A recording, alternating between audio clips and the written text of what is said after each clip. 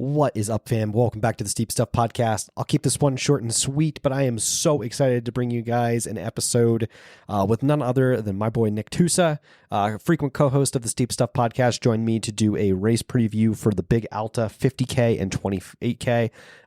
Super excited to bring this one to you. It's the first pretty hot ultra and sub-ultra race of the season that I think, as far as hot goes, I think in terms of competitive, the men's 50K and 28K are stacked. The women's 50K and 28K are stacked. Super excited to see what's going to unfold over this beautiful weekend in Central California. So, guys, without further ado, hope you enjoy this one. Here we go. Big Alta 50K and 28K race preview. People, Earth, guys, whatever you're doing, stop what you're doing and listen up. I've got an exciting announcement to make. Next Saturday, March 29th at 8 o'clock in the morning, we are going to be celebrating our 1-year anniversary for the Steep Stuff Podcast. Hop on over to the Colorado Running Company. Come join us. We're going to be putting on a live podcast with Bailey Kowalczyk.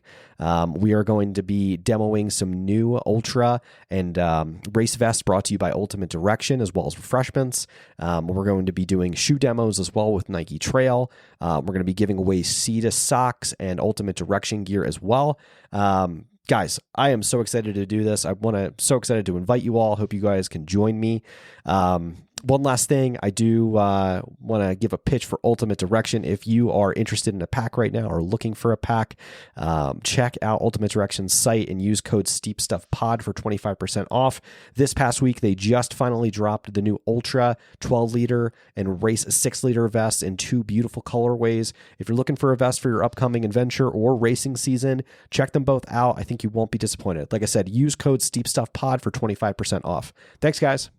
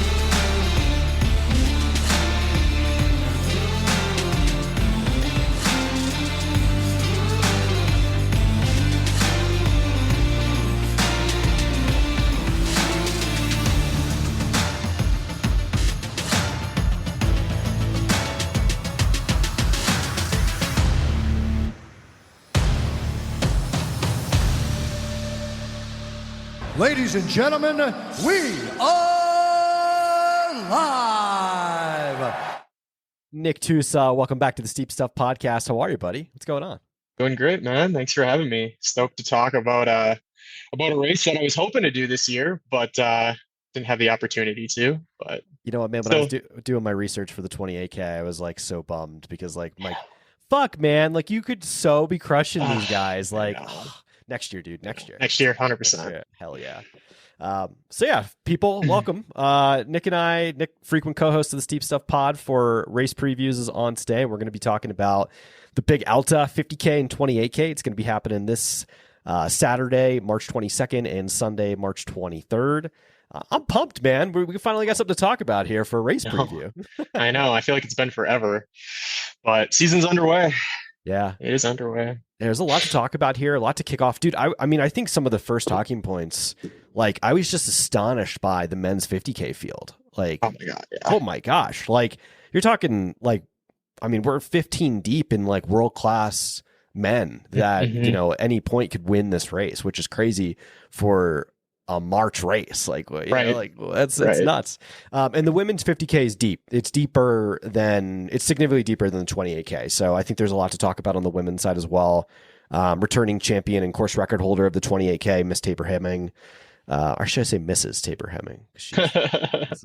Tabor Hemming is back and running the 50K as well. So yeah. Have you talked to any information there? Any insider information on the Hemmings that you've got?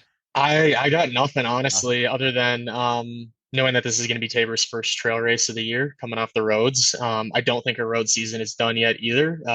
Sounds like she's going to be doing Boston in Oh wow. April. So we'll see. This is just like a little tune up for that. Um, Boston is hilly. I guess it's not as hilly as this, but yeah. Yeah, and then Eli, yeah, I don't know. I'm curious how things went after coming off Black Canyon. Yeah, yeah. We'll see.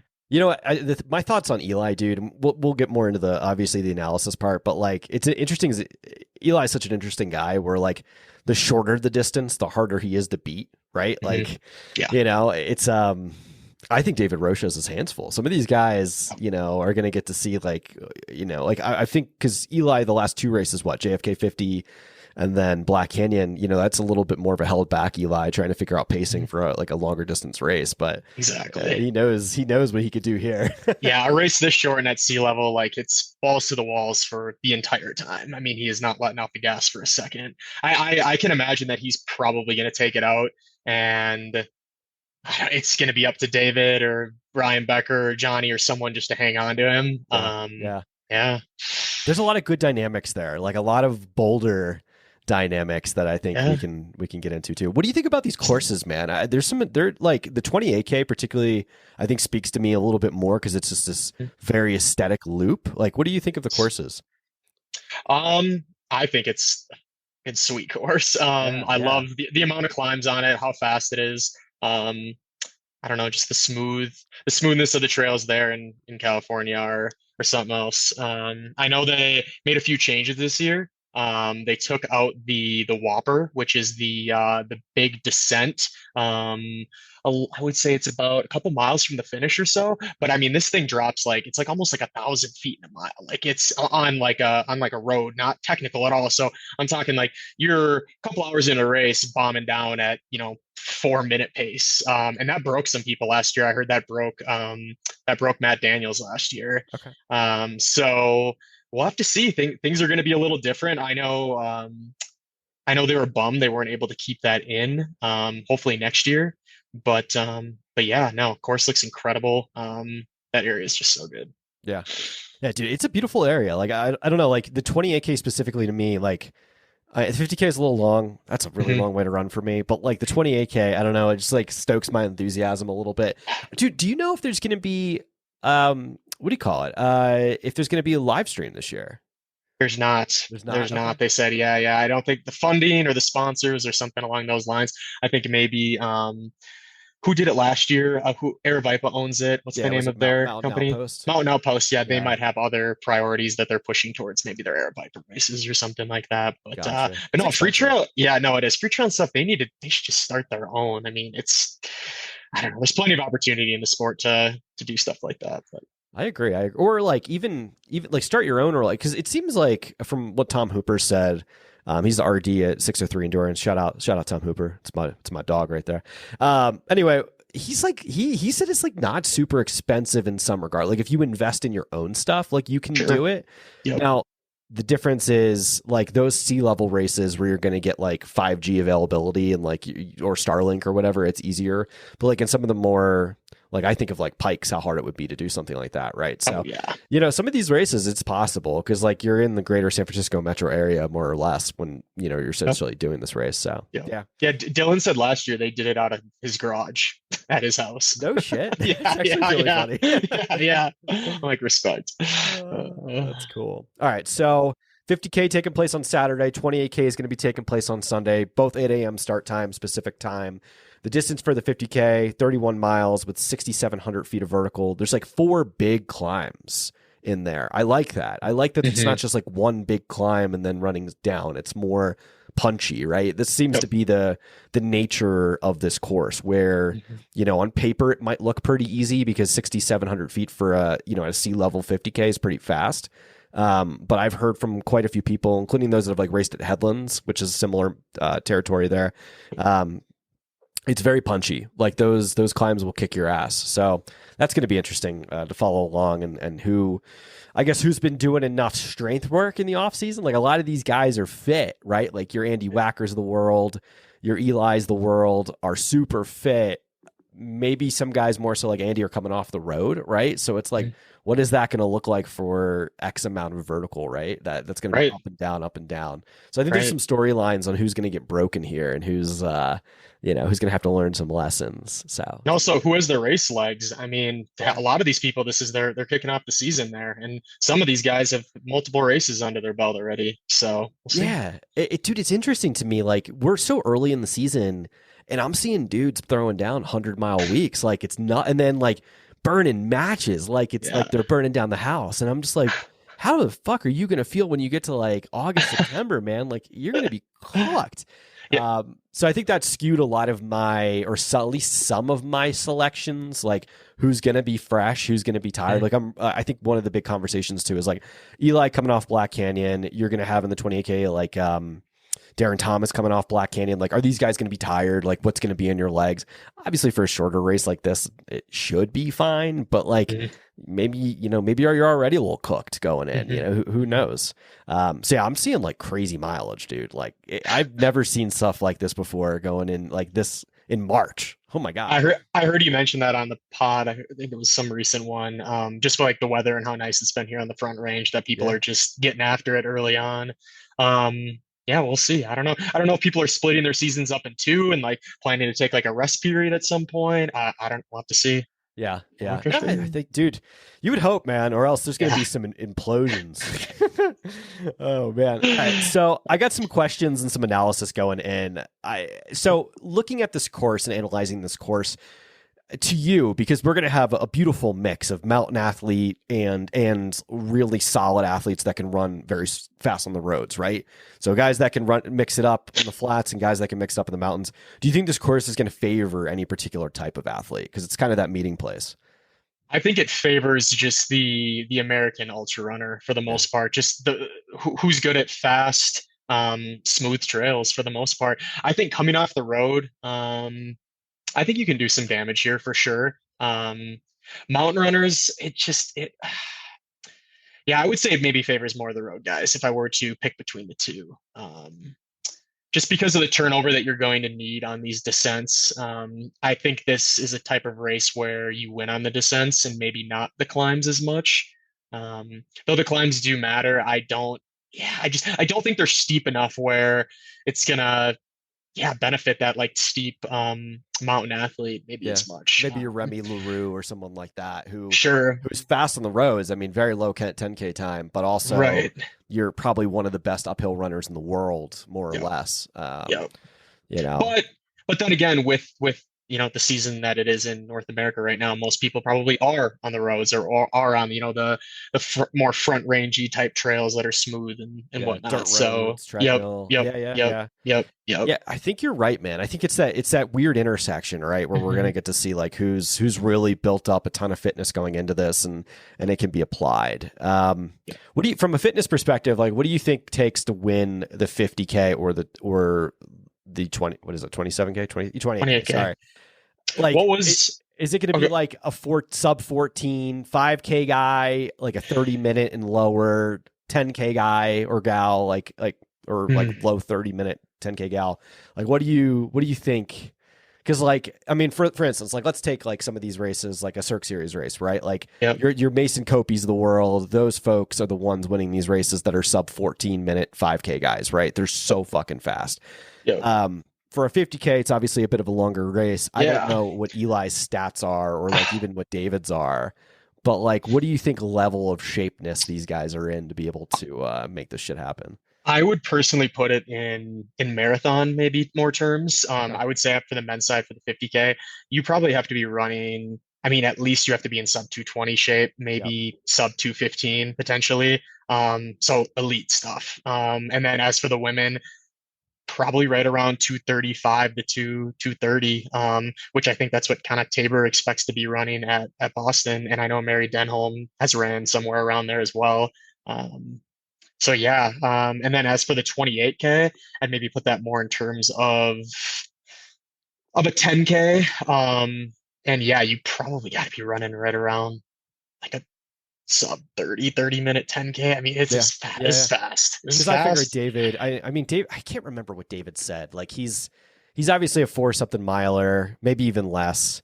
and like definitely, I guess he's a sub 15-minute 5K guy. I mean, definitely sub 15, maybe somewhere in that range of lower. Yeah. I mean, what did he do? He ran, I mean, dude, on the treadmill alone, he did that like 8 by mile workout that was like 4:30s or 4:40s. Yeah. I mean, we'll get into high David. 13s. Yeah. I think he's and I'm sure Eli can match that easily. Eli's like a jack of all trades, like has the biggest and like aerobic engine of anybody probably in that field.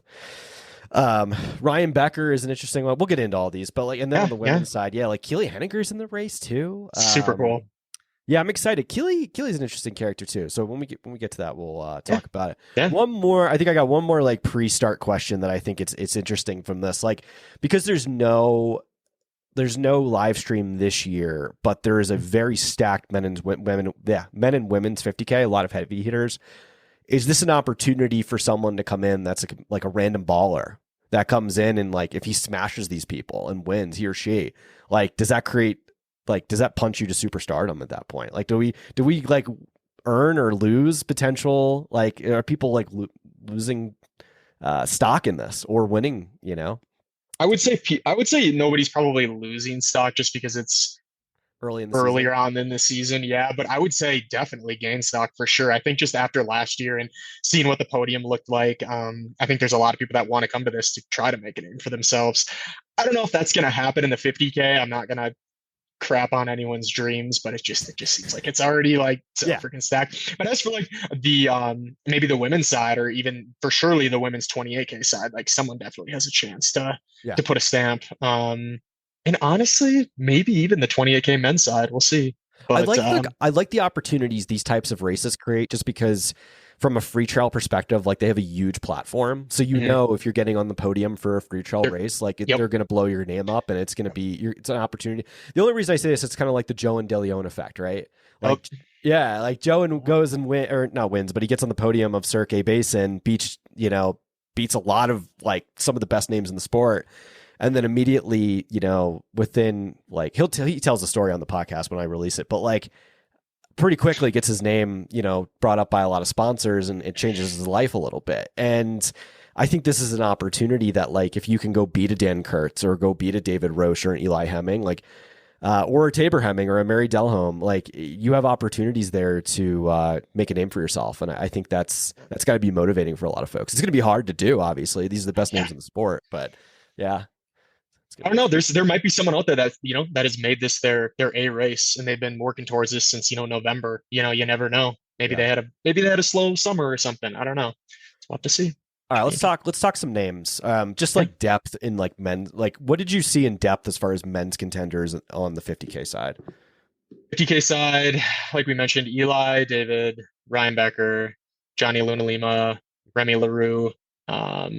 I think there are a couple more in there that I missed. If you want to go ahead and Andrew Bumblelow, Preston Cates. He's not racing. Bumbelow's not racing. Yep, he's out. Preston Cates. Yep, I forgot that one. Yep. Preston, former Nike guy. Like he had this very cathartic, like interesting post a few years ago when he like stepped away from the Nike racing team because I don't want to say because he wanted more money, but like he knew his worth. It was definitely someone that was motivated to like chase like certain things in the sport. So a very interesting guy, like very deep dude. So like that's someone I admire in the sport and I find very interesting. So Elliot Carden, who has been training a lot with Remy LaRue. They live in like a similar area in Canada, not too far from like the New Hampshire, Vermont world. Kenyon Woodward, we're going to see what that looks like just because this is a really fast 50K and he's like a long trail ultra runner kind of guy. Going to see like, because like what happens when you get on a start line with Eli and Johnny? Like they're gonna blow your hair back, dude. It's not an easy day at the office. Brett Hornig is gonna be out there to play. Ryan Neely, Joshua Park were two guys I wrote down as well. Okay. And another guy, Adam Soljude. So like just the depth of big names and then a mixture of like random ballers and up and coming dudes was pretty solid. Let's talk women. I think the this women group definitely deserves like a serious conversation here. Who stuck 100%. Out to you the most? I'm sure I could probably. I'm really excited to see Mary Denholm and Tabor go at it. Those are kind of going to be the two. I think. Keely we know the talent she has. Her past results have shown it. She could easily throw her hat in there as well. But yeah, really, I think the race is going to be Mary versus Tabor, but we'll see. I think it could be something special if they both can push each other hard because Mary, I think she's really hungry after, DNFing at Canyons and probably still having a lot left in the tank. Like, I think it was still pretty early on in the race. Yeah. But I think she's this type of person who can push it very hard for a couple hours. So I think a 50K for her is just like kind of the sweet spot. And then for Tabor as well, just having training for a road marathon. She's gonna have the legs for it. We'll see if she found her trail legs. Yeah. Yeah. And I think like Tabor, I don't know, when we do picks, like there's a lot to it, but like Tabor knows the course. Like I said, 28K That's record the thing holder, too. Mm-hmm. like demolished people last year, like made a statement. And then figure what? Tabor got injured then and went on to still get on the podium at Broken Arrow and still finished top 5 at Mammoth Trail Festivals, which is a Golden Trail Series race. So you're talking like, yeah, one of the best in the world. Whereas like it's kind of this dichotomy too, where Tabor is this sub ultra athlete, who has just like wheels for days. But like Mary Delholme is like a won Leadville last year, but also has got wheels because goes and gets second at JFK to like almost a nearly unbeatable Rachel Drake, and it was a pretty like I wouldn't say a super close race, but like close enough. Like second's pretty freaking solid there. And then Keely in the mix. Like Keely just walked away from her ultra contract and is kind of this reborn new athlete in a lot of ways, like with without the pressure to have to perform or fulfill contract things. So it's like, what does Keely do? She's just here for fun now, and it's like, okay, this is nothing to lose. Yeah, nothing to lose. And you're playing with house money. This kid, and Keely's a monster, dude. I watched her the year I think Rose raced Gorge Waterfall. It was like right when Leah Yingling started making her name, because I think Leah got second that year. And Keely, I just watched Keely take it to everybody in that field, and it was so interesting and so cool to follow along. So I'm a big Keely fan. I'm excited to see. Some other names I wrote down: Lindsay Allison, who just recently signed with Ultra. She's resides in Telluride. Friend of the pod as well. We're going to have her on soon. Oh, cool. Zuzana Trenkova. This name popped out to me in research. Took the top, what did she get? Top 35 last year at Headlands at the Golden Trail Race, which is pretty solid. You're talking, world-class contenders there. And then she ran 42nd at OCC. It was either in 23 or 24. I can't remember. And she's a former pro triathlete. She's pretty solid. Like any race in the Bay Area, she's from San Francisco. So any race that she enters, she generally wins. Like a lot of her ultra sign up is like local stuff, and she just dominates people. So it's going to be interesting to see her against like world-class competition. Like, can she perform? Because, if you want, for instance, like it's probably going to be Tabor and Mary, but if you want to knock off like someone like a Lindsay or a Keely, like you're going to have to work your ass off. Like it's not going to be easy. And then also Abigail Swift was another one that I had written down as well. So there's some serious contenders both in the men's and women's side of the 50K. So, all right, let's dive into picks. You want to do picks? Let's do it. Yep, let's do it. It's 50K women. Let's go women first. That's the easier one. Okay. Yeah. Okay, I have Mary Denholm taking the dub. Do you really? What? I do. Oh, I like it. I like it. I do. And then I have Tabor within 30 seconds. I mean, I think it's honestly going to come down to a kick at the end, though, with those two, which would be amazing. Which I hope, if there is someone filming out there, like if like Dylan's out there with Free Trail or someone like that, someone please strap a camera to yourself and like get some sweet footage, because I think that could be a pretty cool video. And then I have Keely in third. Again, just coming off the first trail race of the year, we'll have to see. Lindsay Allison in fourth, and local Lucy Andrews in fifth. So we'll see. But I think fourth and fifth, maybe even third, is kind of just up for grabs for the most part. Yeah. Lindsay Allison's shocked me before in the past, because like she's come out and I think she's won or placed very high in the Quad Dipsy race. I believe she's a Stanford alum, so she's got some connection, like relative connection to the area. The only question that I've always had is like, okay, so you can build Giant Fitness in the off season. Like they live in Telluride, right? So it's like if you're running, it's hard to run. Like you're either on the treadmill or you're on, snowy roads, or you're getting a ton of fitness from skiing. I don't know. I think she has an opportunity to compete for third place, Lindsay. I wouldn't be surprised. and I could see her definitely getting in there. I mean, like, it seems like she's had some great finishes at Broken Arrow in the past. I think she's a former winner of the what is it, the Iron, not the Iron Crown Challenge. What's the Broken Arrow? If you Triple Crown. Triple Crown. Thank you. Yep. Yeah, she's won that in the past. Like, she's very solid. So, she won Lake Sonoma 52, which is like, those trails are very similar to these. Yeah. So she might have just like natural talent to be able to, like, 'cause, dude, it's like interesting. Like, some people are really good, like just grinding uphill and then running as hard as they can down.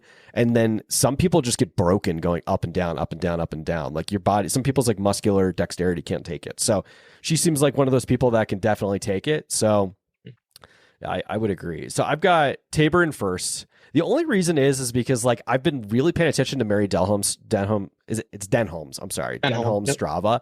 Mhm. And, like, so there's a lot of things that into play here, right? She lives in Colorado. She was just for, I think, a week and a half, almost 2 weeks. They were over in Italy for the Craft.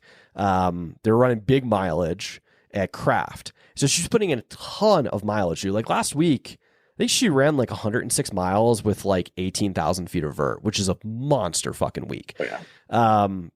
I don't know. Like, that's a lot of international travel, and then to come back and then have to settle back into Colorado and then travel back out like west. Then, like, it's a good opportunity to get the sniffles. It's a good opportunity, maybe get a little sick. You're out of your flow. You haven't been doing as many workouts, maybe because, like, you know how it works. Like, big mileage and stuff like that, sure. But, like, what gets your blood volume going? Like, you got to do some, like, throw in some, some workouts here and there, which I didn't really see as much on the Strava. Maybe she hides them, but then if she's hiding them, dude, what are we running here? Like 130-mile week? Like, Jesus Christ. So that gives me pause. I'm interested in that. But Tabor, a lot of road miles, a lot of time on the track. Like, I'm sure that engine, as we all saw from her half marathon, and, like, dude, Tabor was ballsy enough to go run the USATF half marathon race. Like, you got to be so uber confident to put yourself in that position and to see what happens. I just think Tabor, mentally, physically, I think Tabor's got all the tools to be like at one point in time, hopefully the best in the world. Like, I'm a huge fan of her. So, as you are too. I think Tabor gets the win. This is early season, so maybe the course beats her up because it is a 50K. But I think she takes it. I do have Mary Denholm in second. Okay. Like I said, that I'm just curious to see, like, how much that's a lot of volume. What does that do? And then the only person that I have in third, the only person that I could see that actually tapered for this race, or is tapering, is Zuzana Trunkova. I do have her going in the third. 141 miles 3 weeks ago. Does have about half her volume, maybe 3/4 of her volume on the bike, and then a good chunk of her volume running as well. And then tapered it down to 105 miles last week, with majority of it on the bike, with some runs. I'm really curious to see, like, that's a beautiful science experiment. I cannot wait to see what happens there. So Interesting. I'd say it's my top three. I think Lindsay Allison can go knock off any of these women, maybe except for Tabor. Like, I think there's levels, and I think she has a little bit of work to do to get to that, like, maybe Mary Denholm level. Cause like Mary is a Leadville champion, and, like, that's a very hard level to achieve, very hard thing to get to. And I think that brings with it a lot of confidence. So until you win something like that, maybe you don't have as much, like, you're still confident, but, like, maybe not that level of confidence. And we'll go into where I'm going with that when we get to David Roche. And then one thing I wanted to add quick regarding Tabor too, she was signed up for the 28K and the 50K. Okay. And I think it was just a matter of, like, what the competition was going to be like, would be my guess. And her and Eli are the type of people that they follow the competition. They want to race the best of the best. So I guess one thing I could add with Tabor is, like, I think she could rise to the occasion with this field and then take it. I mean, maybe that's all she needed. You saw at OCC how well she raced that first, half, 3/4 of the race, like racing with the best in the world. Like that.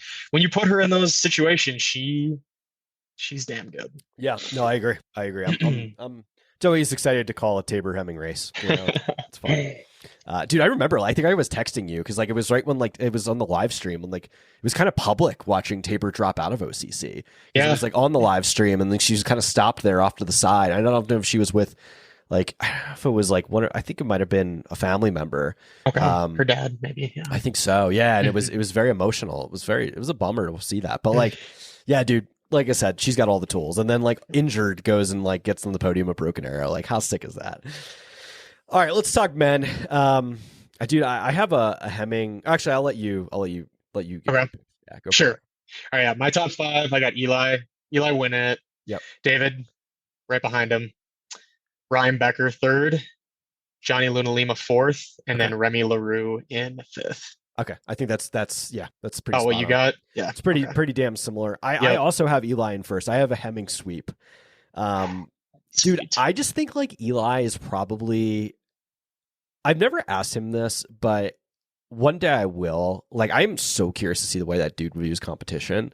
Like, I have to be honest. Like, he seems like he's like the nicest human and like a super laid back dude. But like, I have to be honest. Like, I would imagine like to compete against the best in the world, you have to have an enormous appetite for competition. You have to. I wonder what maybe he's not thinking about it at all. But like David Roche has really been calling a shot, right? Oh. I'm interested to see what happens here. Like, I think you're going to run into a brick wall when you run into somebody like Eli. I just don't think like you don't like David Sinclair barely beat him. Like, unless Eli and David Sinclair is like one again. I can't believe I throw this around. Like, I don't use this lightly, but like David Sinclair is one of the best in the world. When you race someone like an Eli Hemming, like it's not exactly an easy day out. And I think he took David to probably another level. And look at what David achieved with that. So. Yeah, I respect David. I like David. He's really been calling the shots lately.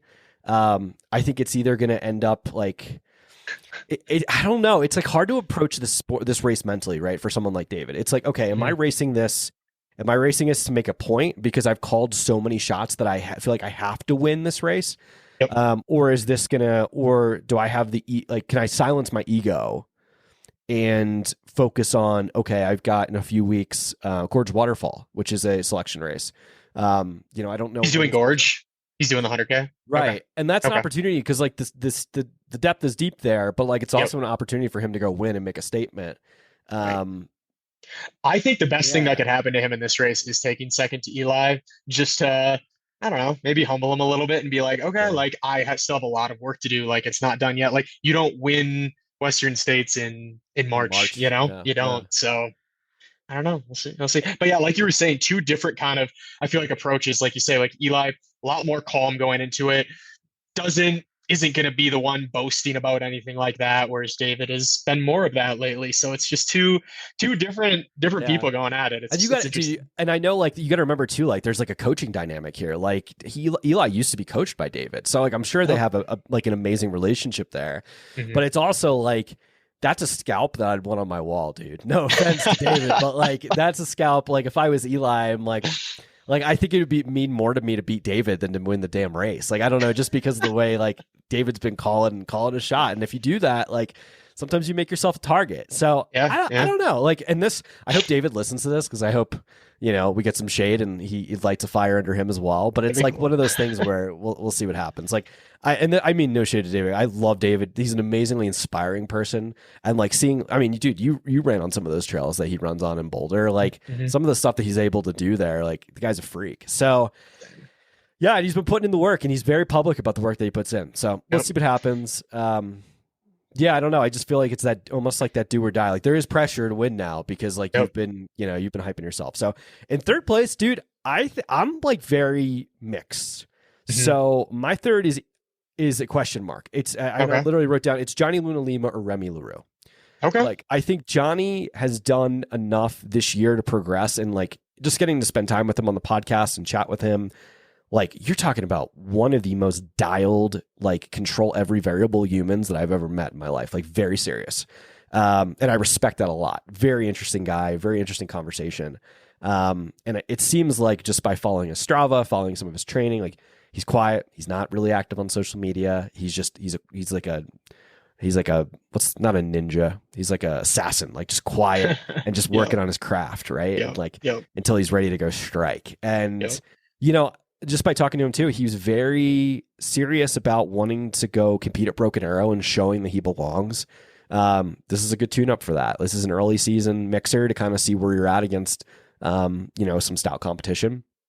So I could definitely see Johnny on the podium. Like, I would not be surprised. I think he's got some history in California too.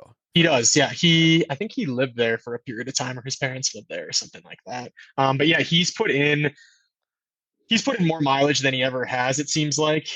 He had a pretty strong stretch of 100 plus mile weeks on trails that I'm very familiar with, and it's not easy training.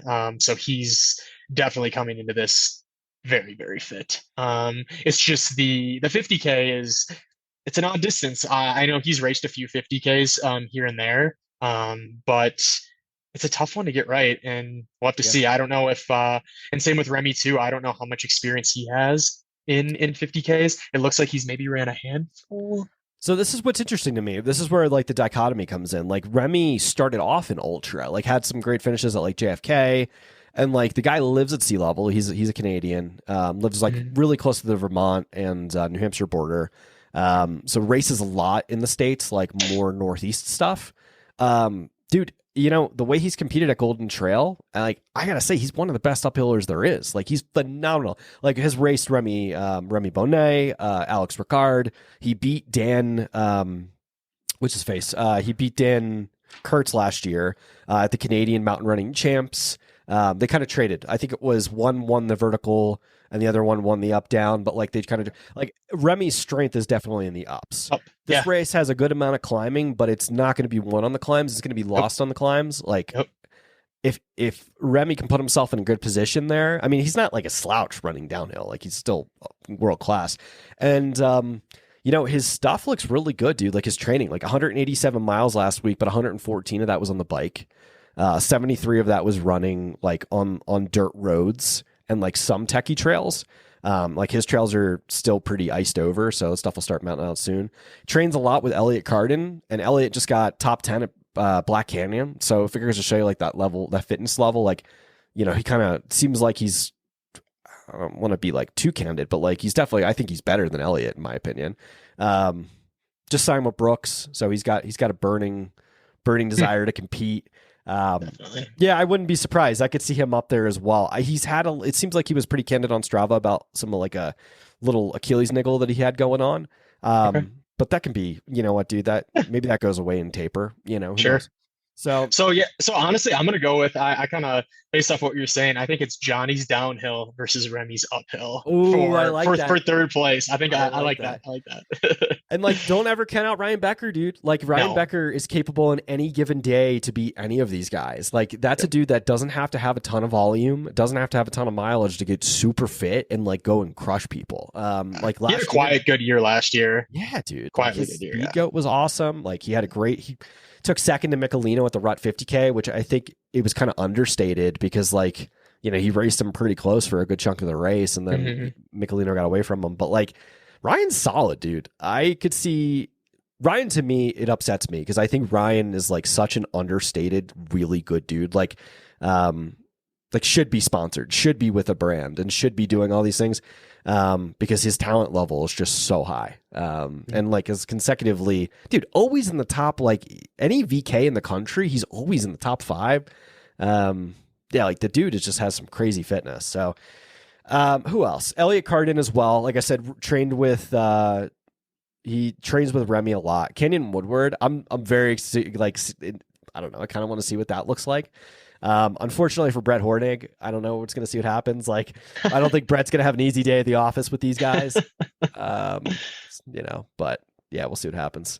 So yeah, that's what I got for the 50K. I think there's some good stuff here. I think we got into David, which was important. I think okay, one more question that I have, because I don't want to harp too much on David, but remember I was talking about earlier with stock, right? If David loses to Eli, which could be a really good thing for him because it's kind of resets things, right? What does that do for his stock then? You know, does that kind of diminish? Like, you know, everybody's got their horses going in the race, the betting favorites for Western states and worlds. Like, what does that do for his stock? I think it depends. Like, if Eli does what he did last year and just dominate, that might hurt it a little bit. But if he's right behind Eli, I mean, I don't think it's going to hurt your stock. It might. You say, "Wow, you're up there with one of the best 50Kers in the world." Right. Like you could turn it into that. You know, it's tough to say.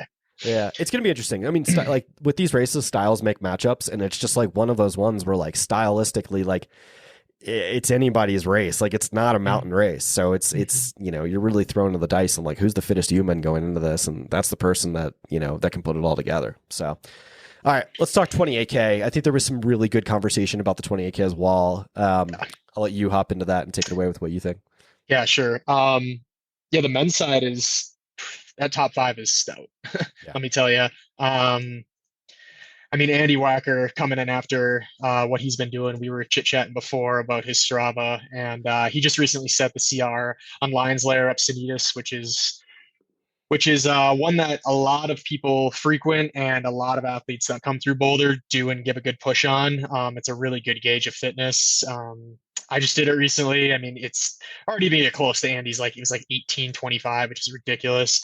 And then he just took the Gold Hill Ascent CR from David by like 2+ minutes on a 5 by 10 minute workout with 1 minute rest. Like, that is absurd. Yeah. And Gold Hill, I mean, that's the type of climbs you're going to see at this race. It's smooth and not crazy steep.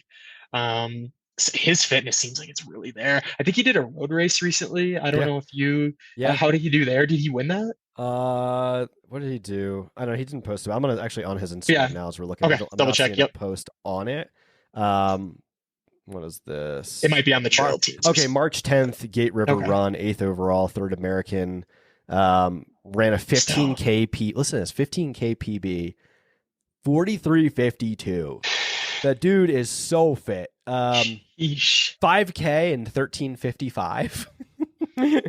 Like, are you kidding me? Like, Andy's like, yeah, for a 36-year-old dude, you know, people might think like, oh, Andy's old. No. Like, look, dude, I mean, like, all right, so he was pretty candid and just talked about his the Gold Hill FKT that him and Cade did. So big shout out to Cade Michael.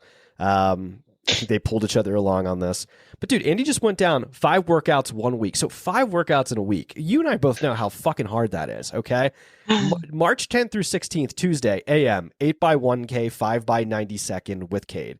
PM, 20 by 400, dude. My normal like 400 workouts, like all I could absorb is like 12 before I'm dead. Like 20 in an afternoon is crazy. And then Thursday, AM mile, 2 by 800, 4 by 400, 2K and 550. PM, Lions Lair Ascent record. He did that on a double? On a double. And then Sunday, AM, all right, Sunday, that's Thursday. And then Sunday, AM, Gold Hill FKT record climb with Cade. PM, easy 6 miles with Cade. Okay. So, dude. If he absorbs this, I don't know if anybody can beat him. Truly, there's just no way. Are we getting the I can't remember if it was 21 or 22 when he won the Broken Arrow. Like, I think it was the Broken Arrow 23K. Like, we could be getting vintage Andy back, you know. He's hungry. Like, he is hungry. Oh, for sure. I mean, dude, like, after what happened with Solomon and everything, I'm sure that he, you know, regardless of like sponsor stuff, like, I'm sure he's like, you know, the old Joe quote, right? What does Joe say? Sometimes you got to look yourself in the mirror and prove the man in the mirror wrong. And I think Andy's doing just exactly that. Love it.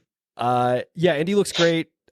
Dude, I mean, the stack, it's stacked. Joe and DeLeon, we'll get into Joan. He's a wild card and a wild boy. Dan Kurtz, obviously. Dan Kurtz is probably the best prospect to ever come into our sport, besides like Christian Allen and maybe a few others. Like, Dan is like literally world class. You've got Darren Thomas as well, one of the best uphill runners ever in the sport. Patty O'Leary, who's very consistent, Mr. Consistent, and has had great finishes at this race. Ben Robinson, who's kind of a throwback. He's a Northeast guy. I did see him. Yeah, and he used to run for Hoka. It's funny, dude, his Instagram, actually, and I'm curious about this. He's one of the few people that I've ever seen, like, he was pretty candid about, like, I keep saying candid a lot on this podcast, but he was very open. Like, he put, like, former Hoka athlete in his Instagram bio, and I was like, that's interesting. I've never seen anybody do that. Or, like, former whatever athlete in the bio, so I don't know if he's trying to build a resume a little bit or what's going on there, but... and then some other dude, Brody Barkan, who kind of shouted out to me. So that's the men's side. There's some interesting things with Dan. Like, I had Dan on the podcast the other day, soon to be released. Oh, sweet. Oh, dude, I love Dan. Dan's it. Like, he's speaking my language. He's a good dude. Yeah. He is a good dude. Interesting guy. He's in Boulder right now. Oh, cool. He's headed. I think he's actually probably right now driving out because he drove out from Vermont. He kitted the van out that he has, and is on his way out, and was working off a broken toe injury that he had back in I think when he raced at Chiang Mai. It was like the UTMB race that I think was a 50K. He like kicked a rock. I think it broke his toe. Yeah. So interesting. Yeah, I don't know. It's gonna be interesting. I don't know. I think Dan, even like on a down, like coming off injury, is still like super dangerous and probably like gonna win. But I don't know. Female contenders. Who stuck out to you on the female side of the 28K? Rudy Lindquist. Seems like she doesn't have a ton of competition at this one. She seems to be the only like sponsored, quote unquote, like professional athlete, I believe. Maybe I'm wrong there. Yeah. And then there's some locals too. Sylvie Abel, she won Quad Dipsy this past year and Mammoth 50K. So I think she's kind of an up and comer, and if she can take out Rudy, she has a very good chance of getting picked up by someone, I think. Yeah. But other than that, I mean, Amy Sturgill popped out at me. She's had some good results. Lauren Daniels, which is Matt Daniels' wife, I would assume. Yep. Yep. She took 9th here last year. She was my real estate agent when we first moved to Colorado. Oh, very cool. Shout out to Lauren. Lauren's good people. But yeah, a lot of locals that have a chance to really throw their name in the hat up there. So yeah, not a ton. I had the same thing. Ruby, obviously we've talked to Ruby. We've had her on the pod before. Ruby's interesting on Strava. Like, she's a little cryptic. She posts a lot of stuff, but also doesn't post a lot of stuff. So it's hard for me to get a gauge on her miles. Like, she doesn't post a lot of her skiing, even though she skis a ton. Sure. And like, she does post some of the running. I know she went down recently to run, what is that place? I even wrote it down. Auburn. That's it. She was gone down to Auburn a few times to run. Strava is like 50 plus mile weeks with skiing. I would imagine it's probably more than that. Maybe there's like 30 miles hidden or something that's not in there. I have Sylvie Abel as well. Sylvie first at the Mammoth 50K in 24. Amy Sturgill second at the San Juan Solstice in 24. This other girl, Katie D'Ambrosio, second at Kodiak. I think it was like Kodiak 100K. And then Lauren Daniels, of course, who ran into the top 10 in 2024. And Lauren gets out and runs, dude. Like, she's pretty solid. She's always been more of a road athlete. She's a former Olympic trials qualifier. Yeah, no, Matt kind of overshadows everything because he's like the dude. But like, Lauren's a pretty stout athlete. So yeah, I don't know. That's kind of what I got there. Let's go to picks let's start with women picks. I think that's easier. Okay, cool. Yeah. I got Ruby Lindquist taking it. Second, Sylvie Abel. Third, Amy Sturgill. Fourth, Lauren Daniels. And fifth, local Alexandra Schicchetti. Okay.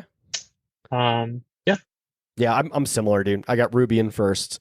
I think it's Ruby's race to lose. I think she's enormously fit and is probably going to do a lot this year. Second is Sylvie Abel, and third, Amy Sturgill. I think that's probably a good lineup there. On the same page, yeah. All right, let's talk men. What do you got? Because this is interesting, dude. I don't know. Like, this is a dice roll here. I'm gonna go Andy Wacker taking the dub. Okay. Dan Kurtz right behind him. Darren Thomas third. Johan De Leon fourth, and then local Patty O'Leary in fifth. Okay, I think yeah, that's pretty. I'm like, pretty I'm kind of a mixture of that. I think. Sorry. Third is interchangeable, I would say. I mean, Johan can, show up. I don't know. Has he raced this year? I mean, you just talked to him. Has he done anything or no? So, dude, Johan's is a wild card, dude. Like, wild boy, wild card. Like, I was really impressed by how, like, we talked a lot about competition and like manifesting and like how you view certain things. And he's kind of a spiritual dude with that. Like, just an interesting cat.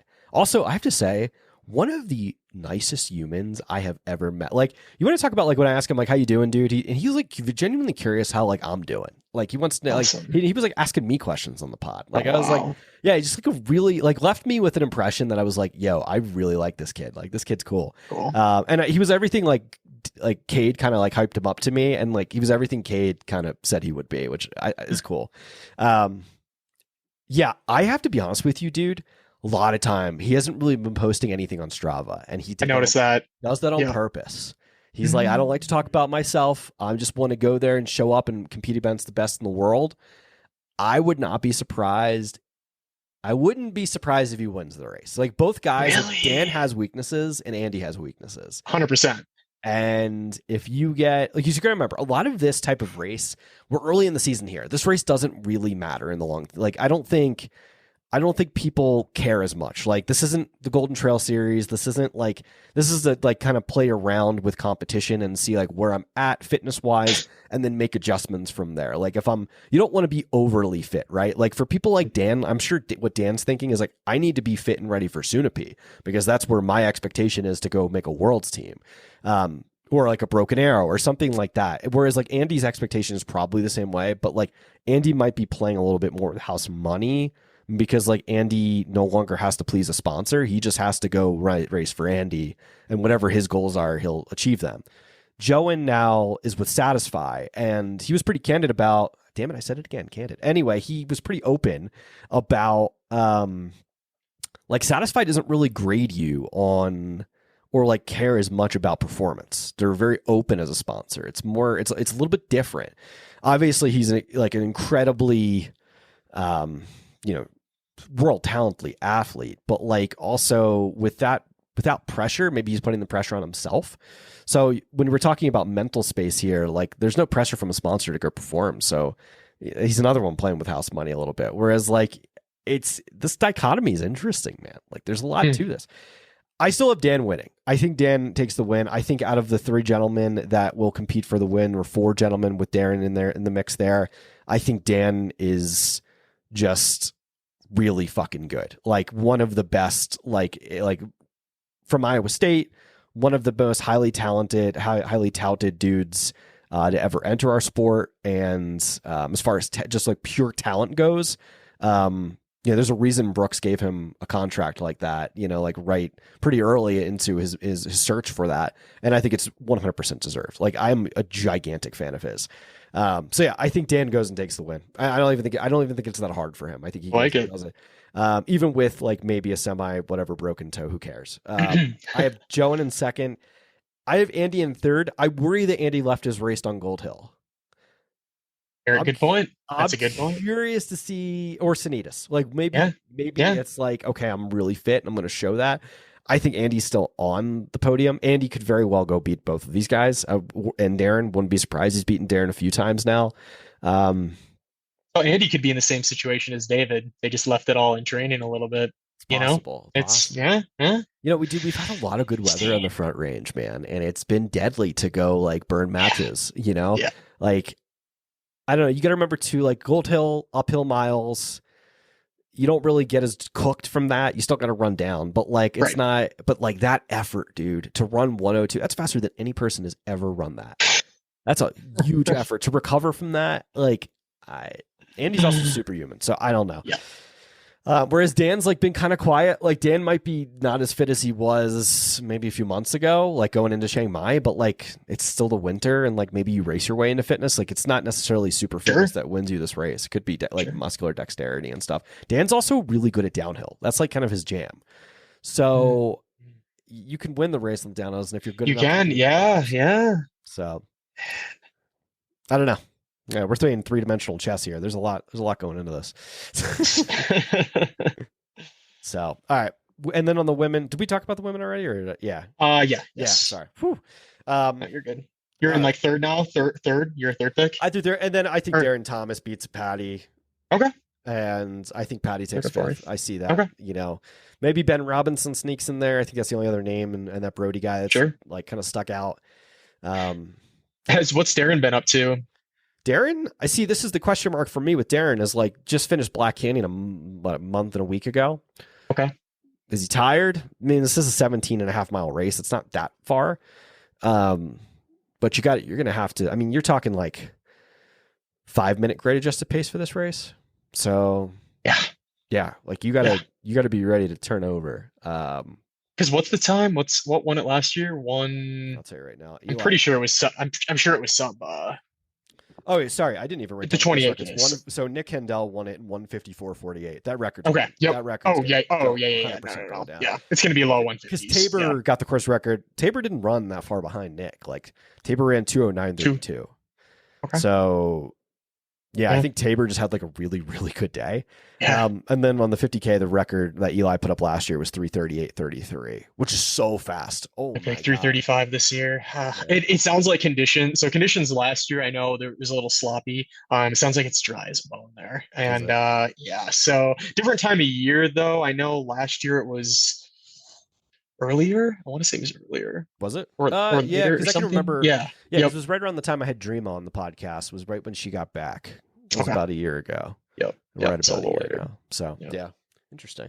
So that might play into it a little bit, being better conditions. So we'll see. It's gonna be fun to follow along, man. I'm happy we've got some high octane trail racing this early in the season. It feels like that within the next couple months we're also gonna have we'll be talking all about like Skyrunner series, and then Golden Trail will start in May or April. Yep. April?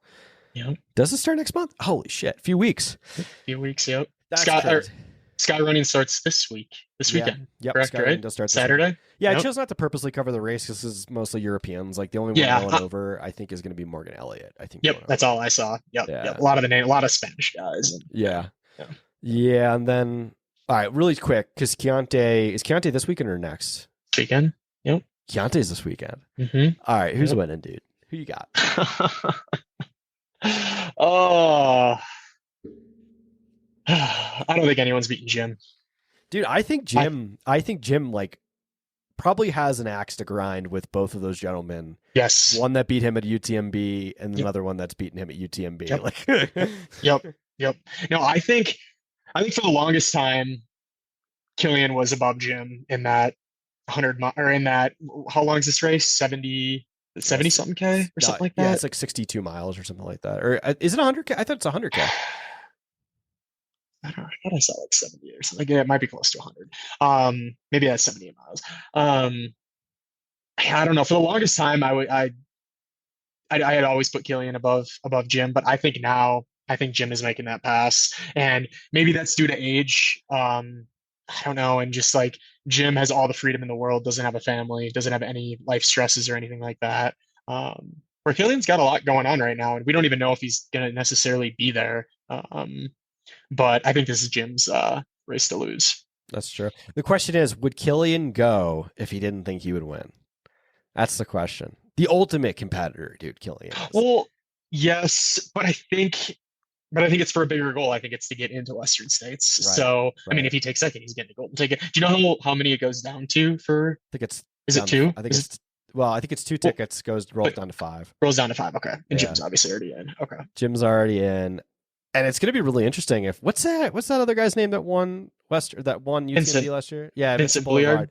Yep. Yeah. He reminds me of Jim, dude. Like this skinny, like he looks just like him. Like skinny, lanky dude. Like you could do a double look, and like you would think that's Jim that just ran past you. Yeah, I don't know. I think with Jim, he's also really friends with Vincent. And Vincent, as we know, just signed a big deal with Hoka. Like he's on the team now. I don't know. Like I think he's gonna hang on to Jim though. I really think he's gonna put. I think Jim's gonna have that's what he did fight on his hands. That's what he did with UTMB. Yeah. Whereas in Killian, Killian's really strong on the uphill and just like not as strong on the downs. So whereas Jim is just like a downhill freak. So yeah, I don't know, dude. Like I also think Jim, like I don't know, he's so complete in his game. Like everything about him.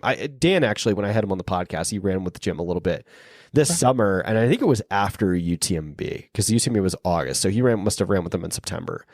And like just like Jim talking about gear and like just getting more aerobically fit, and like he was just telling me like the way Jim is in his life, like the area, like the position he's in at now in his career is just a very unique one.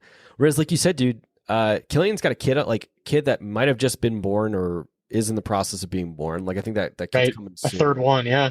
Third child, and then dude, he's running a company. Like I know he's not the CEO of the company, but there's still outside stresses with doing that stuff, especially because like there's been a lot of discussion. Like, is Normal doing as good in America? Like Mike Ambrose just departed to go to NAC. I'm not going to speak for any of the situation because not that I know anything. I just like to connect dots here. You know, Ali Ostrander left like that, you know, and now it's like you don't really have any American athletes now. Like that's it. So it's like, are they exiting the American market?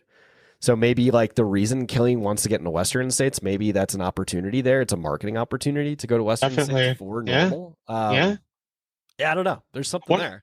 One question I had about Killian: when is the last time he's ran a race this long? I feel like he's been doing the short stuff so much more these past was it Hard Rock? Series and all was the last race he like big race he ran. So right. I'm just thinking of like ultras. Like was it freaking hard?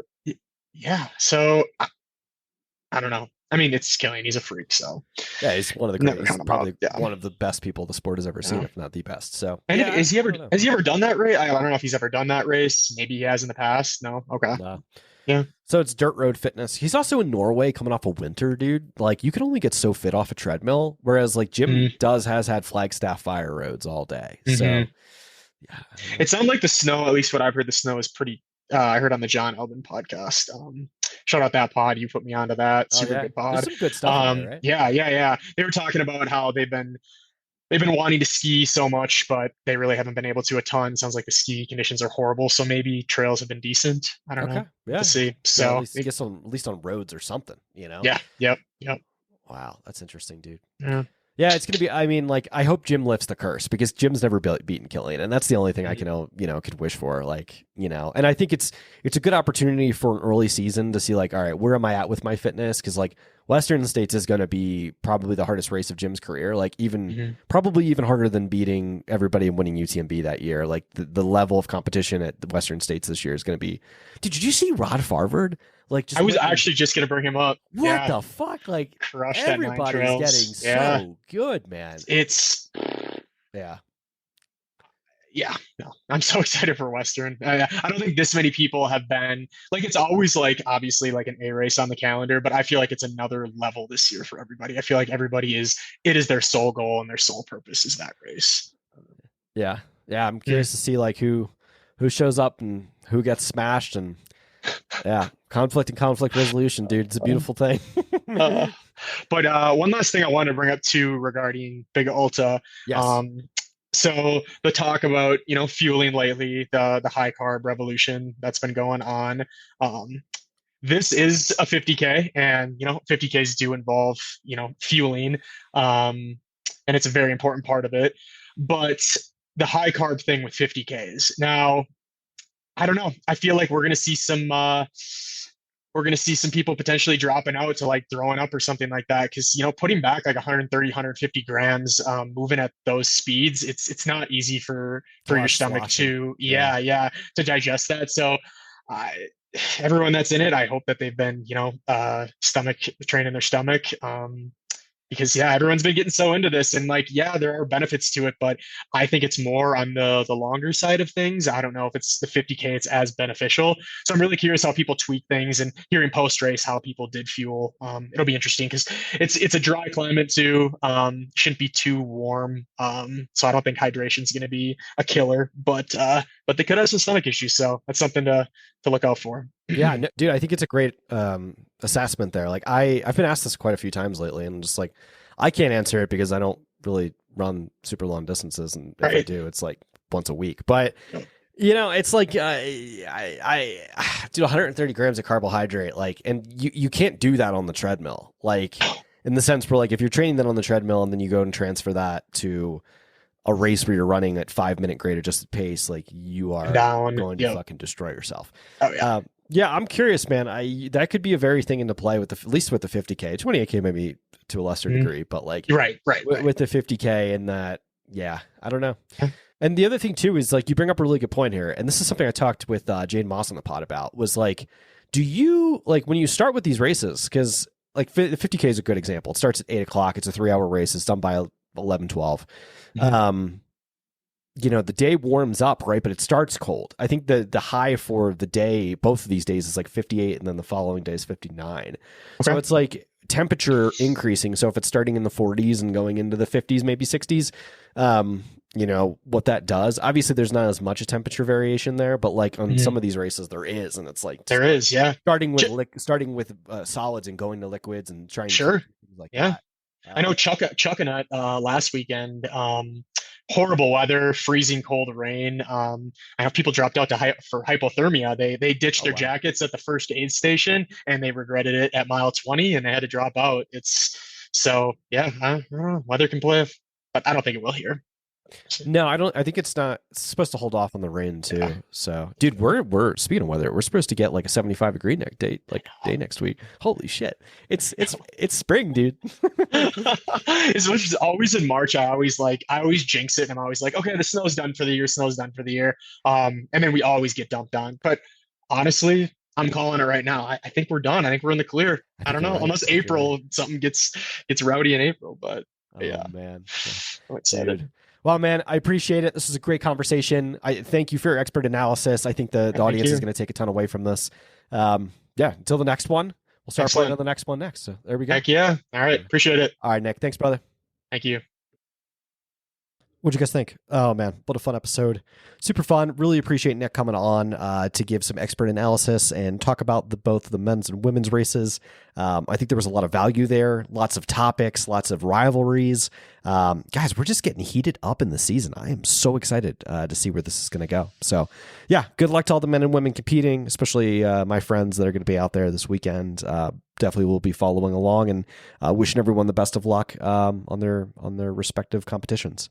Guys, before we get going, hop on Instagram, give Nick Tusa a follow. You can find him at nick.tusa. Definitely give him a follow. Let him know what you guys thought about the episode. I'm sure he would love to hear from you guys. Last but not least, couple housekeeping items. If you enjoyed this episode, please give us a 5-star rating and review on Spotify, Apple, or wherever you consume podcasts. And very last, very, very, very, very last, but not totally least, come join us Saturday. Saturday, the 29th of March, 8 a.m. to midday. We are going to be celebrating our podcast 1-year anniversary. I'm so excited for this. We're going to have a live podcast with Bailey Kowalczyk. We are going to have a group run. We're going to be doing all kinds of fun stuff. Lots of giveaways brought to you by Ultimate Direction. Cetus is sending me some stuff to give away to you guys, which I'm super excited for. And we're also going to have a shoe demo brought to you by Nike Trail. So it's going to be a dope day. It's going to be awesome. So looking forward to it. Thanks so much, guys. Hope to see you out there. And again, that's going to be Saturday the 29th at the Colorado Running Company in Colorado Springs. Hope to see you there.